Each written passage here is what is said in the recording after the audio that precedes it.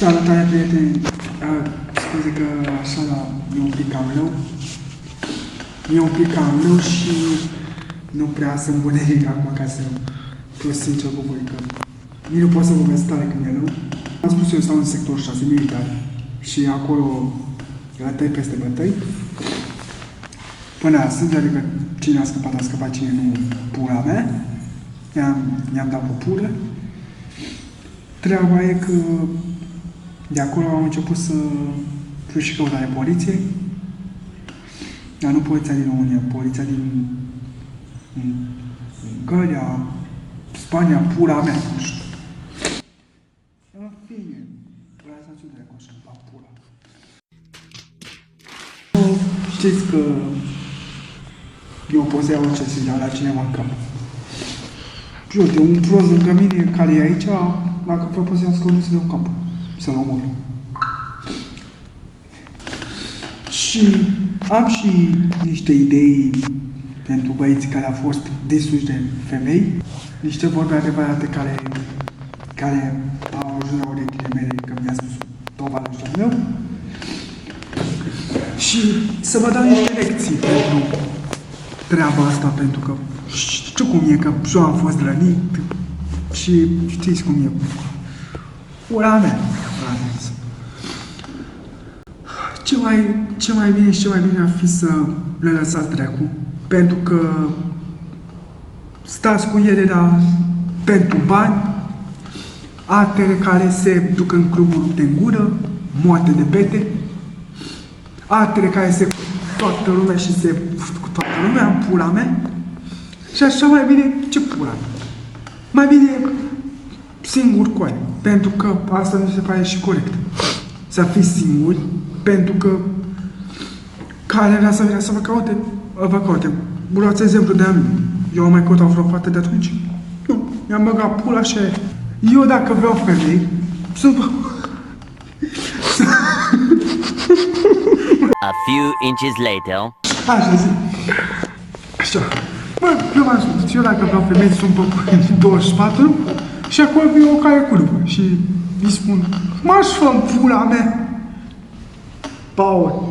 Și lăsați-le cu de femei, bateți-vă pula de ele, că și așa femeie vine și pleacă. Și mai vă spun un lucru, ceea ce mi l-a zis el. Faceți-vă un tatuaj, pentru că tatuajul niciodată nu dispare, dar femeile dispare. Și vă și spun de ce treaba asta.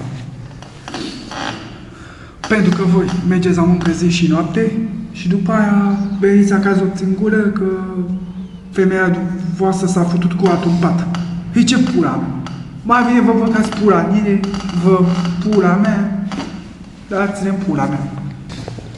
Da, și cum ce mi-a așa, știți cum e treaba în sectorul 6 militar, că v-am povestit despre drogul, despre pula mea, cu femei, cu bătăi, cu pula mea, cu toată poliția. E ceea ce e cea mai grav, că încă sunt căutat de poliție, băgam mea și pula în ei. Și ce poliție te caută? Bă, nu, băieți, asta nu e orice poliție. E o poliție care, dacă te prinde, în caz pe mine, dacă mă prinde, mă duce direct la Mititica. Bă, dracu. Mititica știți care e închisoare? Cea mai mare închisoare, gard electric. Nice. Și acolo, dacă te prinde, e cam beripula, că nu prea poți să ieși. Cum am povestit și în clipul de alate, de ieri, eu am fost mâna dată șeful cel mare. Și mai pe scurt,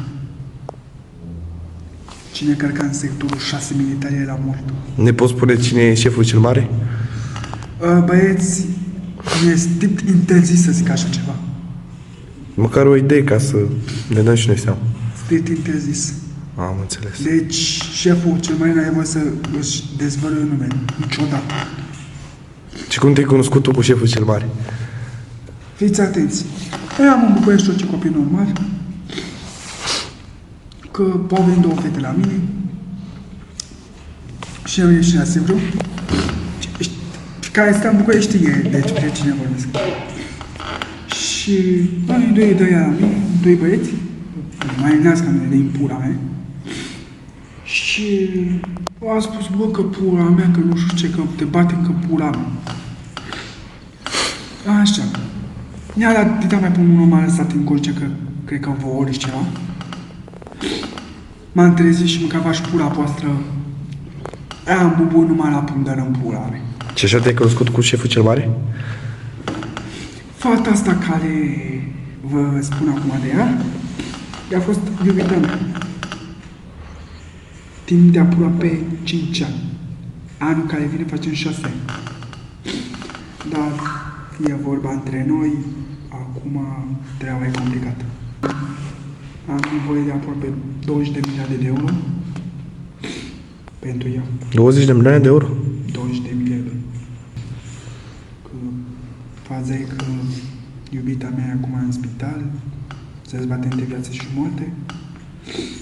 Și alte scopul nu mai sale, doar să-i dau lui doctorul a avut 20 de miliarde de euro.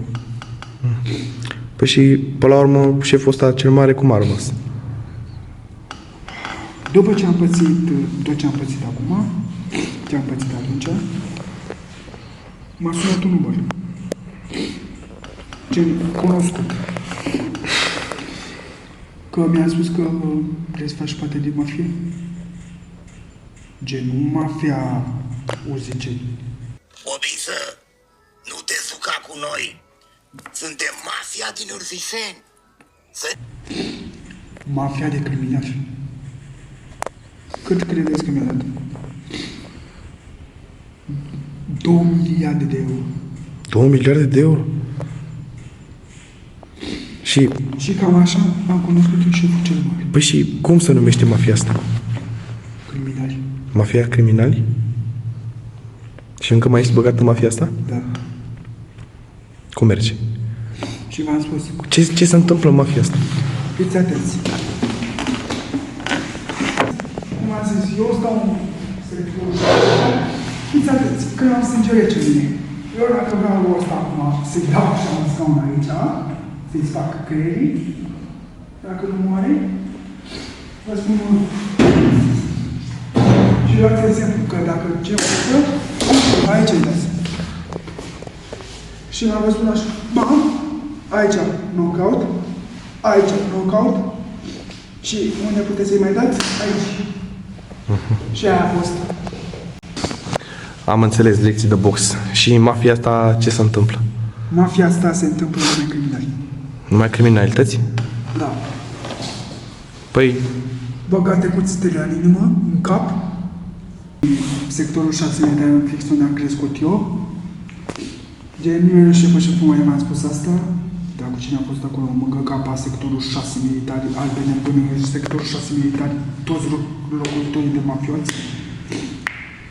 Și tot ce e în locul ăla e numai de criminali, insane.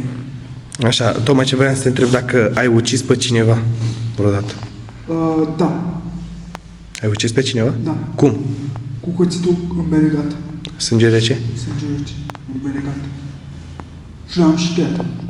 I-am tăiat gâtul. Păi Și le-am pus în tablă. Și poliția n-a aflat? Nu. Păi cum așa? Cum așa că am mușit, am intrat peste investiție, am omorât pe toți.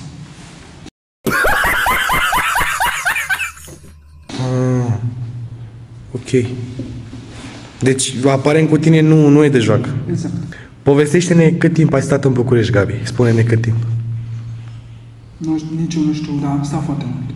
Am înțeles. stat de- Dar ai luat vreodată bătaie? Niciodată. N-ai luat niciodată bătaie? Niciodată. Ești tare, ești bazat pe pumn. Exact. Mă bucur, frate. Și pentru haterii ăștia care comentează aiurea și te înjură pe aici de familie, de morți, de astea, ce mesaj ai pentru ei? Mesajul e în felul următor. Dacă vă prind, ați beli pură. Deci, băieți, Atât vă spun. ați auzit. Cam asta a fost, băieți și fete, videoclipul meu de astăzi. Până data viitoare, un like, un share și un subscribe și să ne vedem cu bine la un nou video. Pace, v-am pupat, respect. Fraților, să fiu sincer cu voi, eu am o mică problemă cu L-uri, care nu pot să zic. Adică, mai pe scurt, el nu poate să zică litera R, că a avut o problemă când era mic și nu poate să zică litera R și de-aia le încurcă așa, nu? Da, Și ce de-aia a avut? Fisura anală. fisura anală și de-aia nu pot să zic eu pe L. Da. Deci, ca idee, el a avut fisură anală de mic și nu poate să zică pără. Da,